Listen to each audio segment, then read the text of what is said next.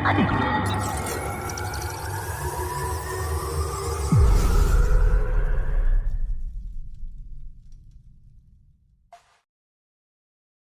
पावन भूमि भारतवर्ष, जहां हर उत्सव मानवता की भावनाओं से गहराई से जुड़ा है। इसी धरा पर एक ऐसा पर्व भी मनाया जाता है जो सूर्य और प्रकृति की उपासना के लिए विश्व प्रसिद्ध है। जी हां, हम बात कर रहे हैं छठ पूजा की, जिसे विशेषकर बिहार, उत्तर प्रदेश और उत्तर भारत के लोग आस्था का महापर्व मानते हैं। इस दौरान हर साल लाखों श्रद्धालु जलाशयों के किनारे खड़े होकर सूर्य को अर्घ्य देते हैं तथा जीवन में सुख समृद्धि, पुत्र प्राप्ति और सुखी जीवन की कामना करते हैं। दर्शकों, मान्यता यह भी है कि छठ के व्रत से संतान सुख की प्राप्ति होती है। इतना ही नहीं, इन 4 दिनों के पर्व में 36 घंटे का निर्जला व्रत रखा जाता है। लेकिन क्या सच में यह कठिन तप या 36 घंटे का निर्जला व्रत या डूबते और उगते सूर्य को अर्घ्य देना हमारी इच्छाओं को पूरा कर सकता है, या फिर यह केवल एक परंपरा बनकर रह गई है जिसमें हम बिना प्रश्न किए देखा देखी अनुसार आंख मूंद कर चलते जा रहे हैं? तो चलिए दर्शकों, आज के इस खास एपिसोड में हम जानेंगे कि छठ पूजा की शुरुआत कैसे हुई, क्यों उपासक रखते हैं इतना कठिन व्रत, और जिस उद्देश्य से यह कठिन व्रत रखा जाता है, क्या वह उद्देश्य इस व्रत के करने से पूर्ण होता है? सवाल नंबर 1, सूर्य उपासना का महापर्व छठ की शुरुआत कैसे हुई और इसके पीछे कौन सी लोक मान्यताएं छिपी हैं? क्या यह वास्तव में हमें परमात्मा के निकट ले जाती है या महज एक परंपरा का निर्वाह है? दर्शकों, छठ एक ऐसा पर्व जिसमें छठी मैया और सूर्य भगवान की पूजा होती है, जो कार्तिक मास की शुक्ल चतुर्थी से सप्तमी तक मनाया जाता है। इस पर्व के बारे में समाज में कई लोक कथाएं प्रचलित हैं, जैसे कि द्रौपदी और कर्ण द्वारा छठ व्रत करना या राजा प्रियव्रत का संतान प्राप्ति के लिए इस व्रत का पालन करना। यह पर्व साल में 2 बार चैत्र और कार्तिक मास में मनाया जाता है और इसे लोक आस्था का प्रतीक माना जाता है। लेकिन क्या ये कहानियां सच में शास्त्रों पर आधारित हैं या केवल जनश्रुतियां में, जिन पर सदियों से लोग विश्वास करते आ रहे हैं? तो आपको बता दें कि हमारे पवित्र सदग्रंथों में ऐसे किसी भी पर्व का वर्णन नहीं है, और फिर भी ऐसे मनमाने पर्व लोग मनाते हैं, जिसके विषय में हमारे पवित्र सदग्रंथों में क्या कहा गया है, देखिए। और गीता अध्याय नंबर 16 के श्लोक नंबर 23 में कहा कि शास्त्र विधि को त्याग कर जो मनमाना आचरण करते हैं, देखिएगा गीता अध्याय नंबर 16 के श्लोक नंबर 23 में दिखाते हैं आपको, 23 और 24 में। गीता अध्याय नंबर 16 के श्लोक नंबर हम दिखाते हैं आपको 23 में। जो पुरुष शास्त्र विधि को त्याग कर अपनी इच्छा से मनमाना आचरण करता है, वह न सिद्धि को प्राप्त होता है, न परम गति को, और न सुख को ही। अब 24 में बताया कि इससे तेरे लिए, छोड़ में जाएगा 24वां श्लोक, इससे तेरे लिए कर्तव्य की व्यवस्था में कौन से कर्म करने चाहिए भक्ति के, कौन से ना करने चाहिए, शास्त्र ही प्रमाण है। ऐसा जानकर तो शास्त्र विधि से नियत कर्म करने योग्य है, यानी शास्त्रों में जो वर्णन है वही साधना कर, अन्य करेगा तो कोई लाभ नहीं होगा, यूजलेस। दर्शकों, गीता जी के इस उल्लेख से स्पष्ट होता कि छठ पूजा के मनमाने नियम और कथाएं शास्त्रों की कसौटी पर खरे नहीं उतरते, जिससे यह सिद्ध होता है कि छठ पूजा को मनाना एक मनमाना आचरण है। इससे यह भी स्पष्ट होता है कि जिस उद्देश्य से लोग छठ पर्व मनाते हैं, उससे उन्हें वह लाभ नहीं हो सकता। सवाल नंबर 2, छठ व्रत विश्व का सबसे कठिन व्रत है, जिसमें सूर्य देव की पूजा के साथ 36 घंटे का निर्जला उपवास रखा जाता है। लेकिन क्या ऐसी कठिन साधनाओं का समर्थन हमारे पवित्र शास्त्र भी करते हैं? छठ में साधक सूर्य देव की उपासना में 36 घंटे तक बिना अन्न और जल के रहते हैं। छठ पूजा की यह परंपरा दीपावली के 3 दिन बाद नहाए खाए से शुरू होती है, जिसमें कद्दू चावल का विशेष भोग लगाया जाता है। इस दिन से नमक का त्याग कर व्रत का संकल्प लिया जाता है। अगले दिन, जिसे खरना कहा जाता है, व्रती पूरे दिन निर्जला उपवास रखते हैं और शाम को खीर का प्रसाद ग्रहण करने के बाद एक कठोर निर्जला व्रत का आरंभ करते हैं। तीसरे दिन डूबते सूर्य की उपासना की जाती है, जिसमें व्रती बिना कुछ खाए पिए नदी या किसी जलस्रोत में खड़े होकर सूर्य को अर्घ्य अर्पित करते हैं। चौथे और अंतिम दिन उगते सूर्य को जल अर्पित कर यह कठिन व्रत पूर्ण होता है।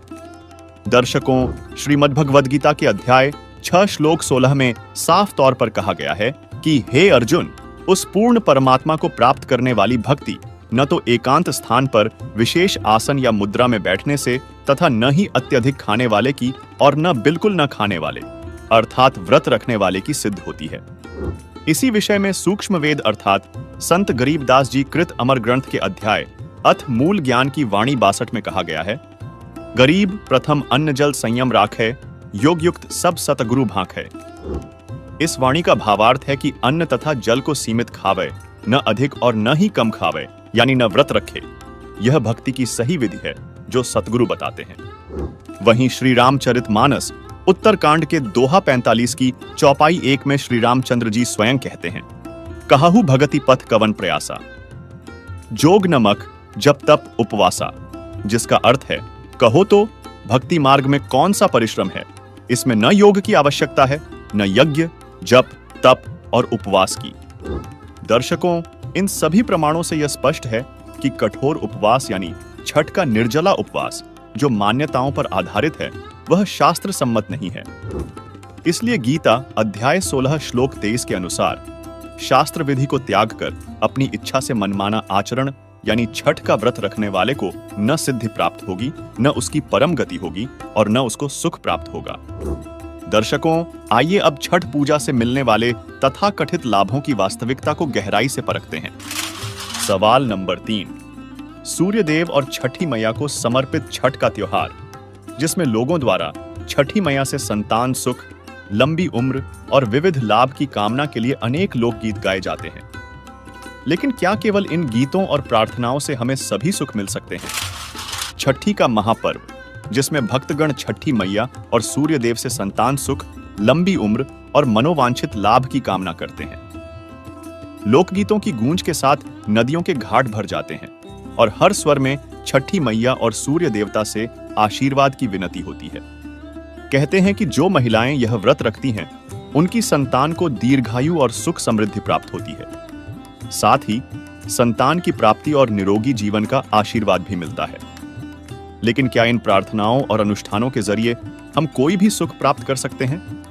हाल ही में कुछ मामलों ने इस सवाल को और भी गंभीर बना दिया है। कई लोग इस पर्व के दौरान नदी या तालाब के किनारे पूजा करते समय हादसों का शिकार हुए हैं। उन्हीं से जुड़ी देखिए ये रिपोर्ट।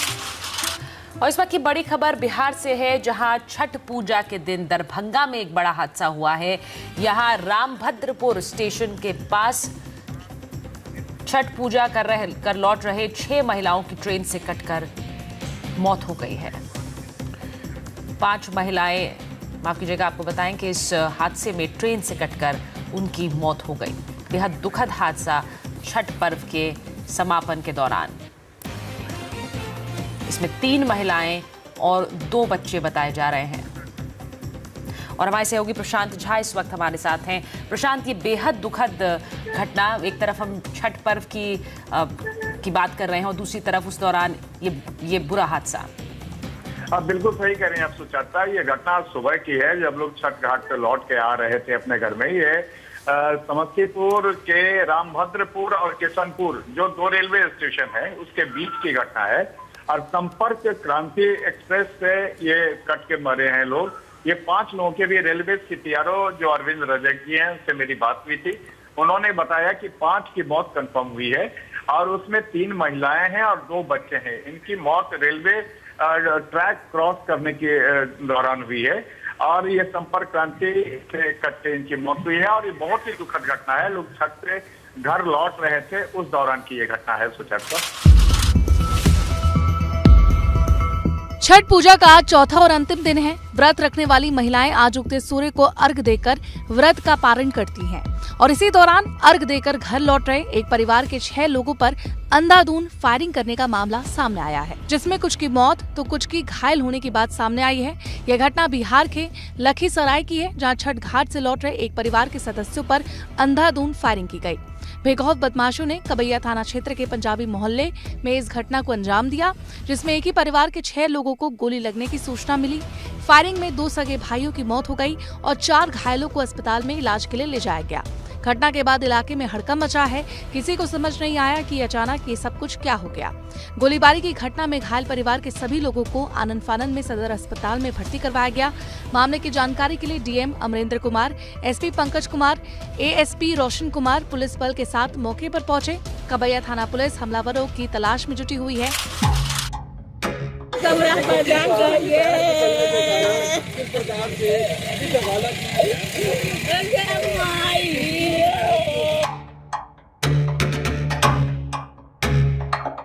गुरुवार सुबह छठ पर्व मनाने के लिए प्रदेश भर के लोग घाट पर नहाने पहुंचे और छठ मैया से सुख समृद्धि की कामना की। मगर इसी दौरान करनाल की पश्चिमी यमुना नहर में एक हादसा हुआ जिसमें 2 लोगों की पानी में डूबने से मौत हो गई। हालांकि खबर लेके जाने तक किसी का भी शव बरामद नहीं हो सका।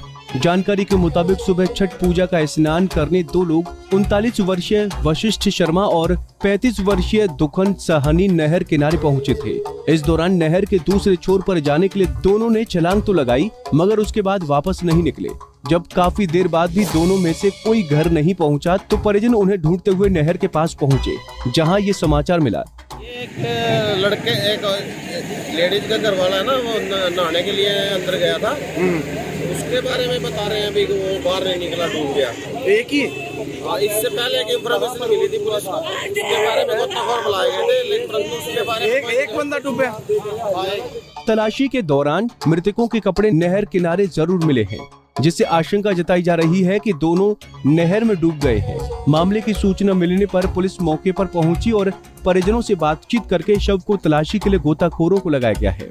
2 लोग डूबे अभी। अच्छा। सवेरे 6 बजे में जो है ना, वो अपने मैडम को कपड़ा खोल के दे दिया था, अंडरवियर में नहाने गए थे। तो जाने के बाद उसके बाद लौट के अंदर से आए ही नहीं। आई नहीं जी। दोनों लापता हो गए। दोनों लापता। और उसके बाद आई है, पुलिस को हमने खबर कर दी है, गोते वाले को बुलाया और जाकर अभी तक कोई सुराग नहीं निकला अभी तक। उधर नहर में डूबे दुकन साहनी की पत्नी ने बताया कि सुबह 6 बजे उनके पति नहाने आए थे, जिसके बाद से वो लापता हैं। वो खुद को पूजा कर घर लौट गईं, लेकिन उनके पति 10 बजे तक भी घर नहीं लौटे। तो फिक्र हुई और जब नहर किनारे जाकर पता किया तो उनके डूबने की खबर मिली। 6 बजे छठ पर्व के लिए नहाने आए थे, तो क्या पता लगा आपको? अग्नि कुछ नहीं पता लगा। सुबह बोला मैं नहाने जाओ, कपड़े पकड़ा दिया, नहाने गया तो नहाने से आया नहीं, आते नहर में से भूख लग रही होगी। कहाँ के रहने वाले आप हैं? कहाँ के रहने वाले हो आप? बिहार के। कौन सा जिला? समस्तीपुर। गांव कौन सा है? चैता संगमा। क्या नाम है उनका जो डूबने वाले, क्या नाम है? दुखन साहनी। वो गया था नहाने, ये तो बच्चे के ऊपर पकड़ा दिया, वो चला गया नहाने, अब नाका तले निकला गया पानी में। बता दें कि दोनों डूबने वाले शादीशुदा थे और उनके डूबने से परिवार में मातम छाया है। दर्शकों, ऐसे में यह सोचना आवश्यक है कि यदि छठ पर्व पर छठी मैया और सूर्य देव की पूजा करने से संतान सुख, लंबी उम्र और मनोवांछित लाभ होता है, तो फिर इन लोगों के साथ छठ पूजा के दौरान ही ऐसे हादसे क्यों हो गए? उनकी मौत छठ पर्व पर ही क्यों हो गई? दूसरा, महाभारत काल के सूर्यपुत्र कर्ण से आप सभी परिचित हैं। महाभारत युद्ध में कर्ण की बहुत ही पीड़ादायक मौत हुई थी। तो यदि सूर्य देव की पूजा करने से, उन्हें अर्घ्य देने से लंबी उम्र होती है, मनोवांछित लाभ मिलता है, तो फिर सूर्य देव अपने पुत्र की रक्षा क्यों नहीं कर सके? और जब वे अपने पुत्र की ही रक्षा नहीं कर सके, तो वे आपकी रक्षा कैसे करेंगे? तीसरी बात यह है कि खेमराज श्री कृष्णदास प्रकाशन बंबई से प्रकाशित श्रीमद् देवी भागवत भाग 1 तीसरा स्कंध अध्याय 4 श्लोक 42 में श्री विष्णु जी ने कहा कि हे मात ब्रह्मा, मैं विष्णु तथा शिव तुम्हारे ही प्रभाव से जन्मवान हैं, नित्य नहीं हैं, अर्थात हम अविनाशी नहीं हैं। फिर अन्य इंद्रादि दूसरे देवता किस प्रकार नित्य हो सकते हैं? साथ ही गीता प्रेस गोरखपुर से प्रकाशित श्री विष्णु पुराण के प्रथम अंश अध्याय 22 श्लोक 58 में लिखा है कि हे ब्रह्मण, ब्रह्मा, विष्णु और शिव ब्रह्म की प्रधान शक्तियां हैं, उनसे न्यून देवगण हैं। इसके अलावा इस कथा से आप खूब परिचित हैं कि जब व्रजवासी देवताओं के राजा इंद्र की पूजा करना चाहते थे, तब श्री कृष्ण ने व्रजवासियों को इंद्र की पूजा छोड़ एक परमात्मा की पूजा करने के लिए कहा था। उसी से संबंधित यह प्रसंग पढ़िए श्रीमद् भागवत सुधा सागर यानी शुक सागर में, जिसके 10वें स्कंध के अध्याय 24 के श्लोक 13 से 15 और 19 में श्री कृष्ण जी नंद बाबा से कहते हैं, पिताजी, प्राणी अपने कर्म के अनुसार ही पैदा होता और कर्म से ही मर जाता है। उसे उसके कर्म के अनुसार ही सुख, दुख, भय और मंगल के निमित्तों की प्राप्ति होती है। यदि कर्मों को ही सब कुछ न मानकर उनसे भिन्न जीवों के कर्म का फल देने वाला ईश्वर माना भी जाए, तो वह कर्म करने वालों को ही उनके कर्म के अनुसार फल दे सकता है। कर्म न करने वालों पर उसकी प्रभुता नहीं चल सकती। जब सभी प्राणी अपने अपने कर्मों का ही फल भोग रहे हैं, तब हमें इंद्र की क्या आवश्यकता है? यानी हम इंद्र की पूजा क्यों करें? पिताजी, जब वे पूर्व संस्कार के अनुसार प्राप्त होने वाले मनुष्यों के कर्म फल को बदल ही नहीं सकते, तब उनसे प्रयोजन यानी उनकी पूजा करके हमें क्या लाभ होगा? जैसे अपने विवाहित पति को छोड़कर जार पति का सेवन करने वाली व्यभिचारिणी स्त्री कभी शांति लाभ नहीं करती, वैसे ही जो मनुष्य अपनी आजीविका चलाने वाले एक देवता को छोड़कर, यानी गीता अध्याय 15 श्लोक 17 में बताए गए उत्तम पुरुष परमात्मा, जो तीनों लोकों में प्रवेश करके सबका धारण पोषण करता है, उसे छोड़कर किसी दूसरे की उपासना करते हैं, उससे उन्हें कभी सुख नहीं मिलता। दर्शकों, इससे भी स्पष्ट होता है कि इंद्र आदि जितने भी देवी देवता हैं, वे हमें अपने भाग्य से ज्यादा नहीं दे सकते। यानी हमारे भाग्य में दुख है तो दुख होगा और सुख है तो सुख मिलेगा, ये उसमें परिवर्तन नहीं कर सकते। तथा गीता प्रेस गोरखपुर से प्रकाशित श्रीमद् देवी भागवत के 3 स्कंध अध्याय 4 से 5 पर श्री विष्णु जी और भगवान शंकर अपनी माता दुर्गा की स्तुति करते हुए क्या कहते हैं, देखिए। श्रीमद् देवी भागवत 3 स्कंद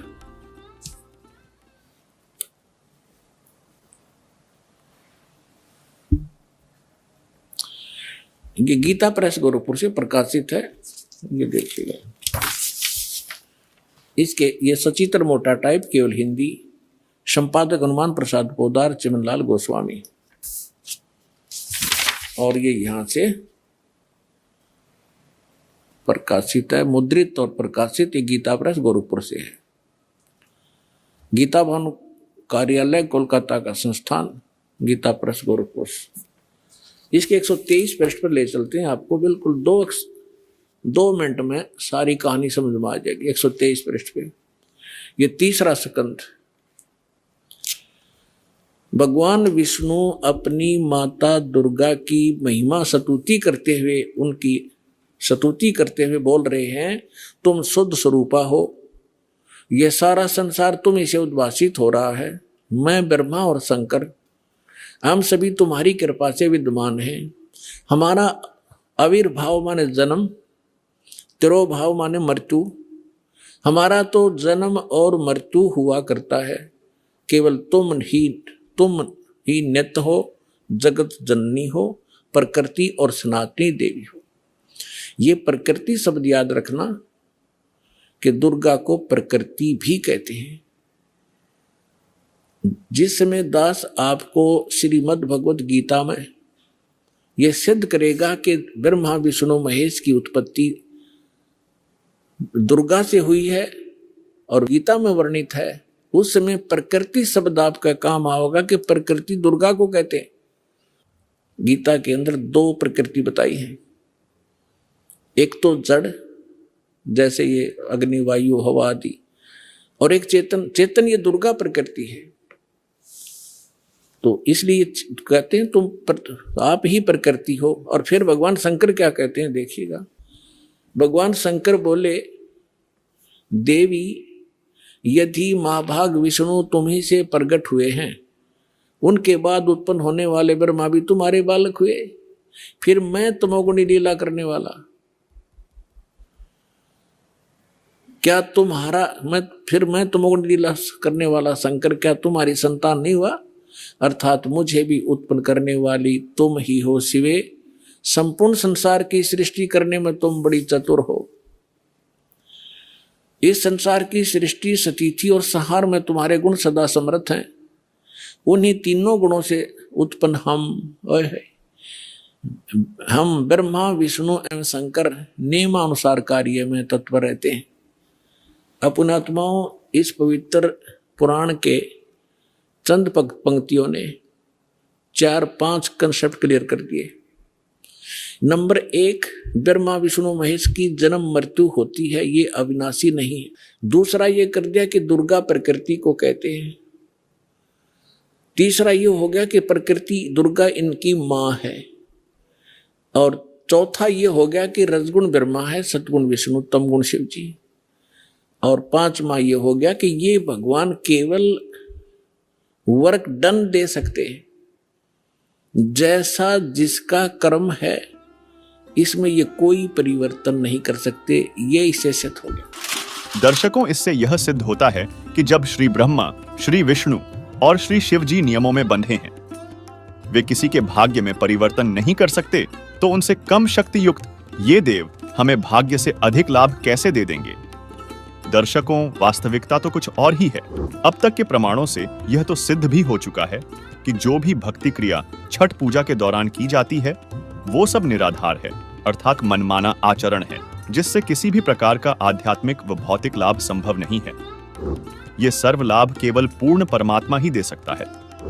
इसलिए छठ पूजा के दौरान हमें यह समझना होगा कि मनमाने आचरण से नहीं, बल्कि परमात्मा की सच्ची उपासना से ही हम अपने जीवन की समस्याओं का समाधान और सुख की प्राप्ति कर सकते हैं। तो आइए जान लेते हैं, कौन है वो पूर्ण परमात्मा जो हमारी आयु भी बढ़ा सकता, तथा क्या है वो सतभक्ति जिससे मिलते हैं सारे लाभ।